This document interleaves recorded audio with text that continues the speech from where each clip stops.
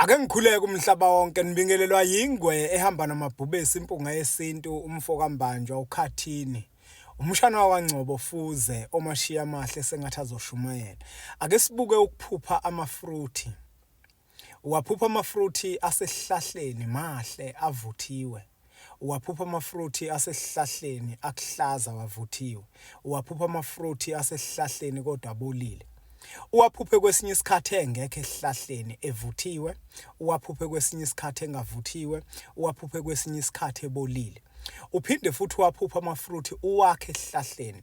Uphinde futhi uwaphupha amafruthi uwakhe amaqeda uwadle ukuthi ngabe lokho kusho ukuthini. Amafruthi bafowethu asuke ekhomba inhlanhla.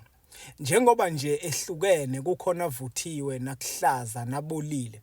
Inhlanhla leyo eyahlukene uma uzophupha isibonelo sesifana naleso basuke bekukhombisa abantu abadala uhlobo lwenhlanhla onalo ngaleso sikhathi nohlobo lwenhlanhla bakuphathele lona.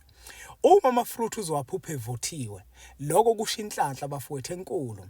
Uma futhi uzophupha uwakha esihlahleni evuthiwe maqeda uwadle akulona idliso lelo, kodwa lokho kusuke kusho ukuthi lenhlanhla oyiphathelwa abantu bakini inhlanhla ezoshesha iqubuke.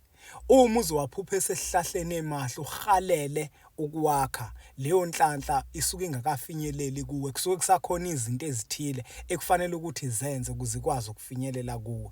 Uma kuwukuthi amafruthi futhi akuhlaza akhomba inhlanhla nawo kodwa ithongo engakabi isikhathi ukuthi likunikeze lona. Inhlanhla lena engakalungiseleleki esalungiswa. Ingake ekuhlaza lamafruthi lawo. Uma kuwukuthi amafruthi abolile kufanele wazi ukuthi usuke ukhonjiswa ukuthi inhlanhla yakho khona la inakele khona, khona la idinga ukulungiswa khona. Inhlanhla ke bafowethu isipho sabantu abadala. Inhlanhla wonke umuntu uyiphathelwa yithongo lakhe. Inhlanhla ukwazi ukuyilanda enyangeni, kodwa inyanga ingakwazi ukukulekelela ekutheni lenhlanhla oyiphathelwa abantu bakho ikwazi ukufinyelela kuwena.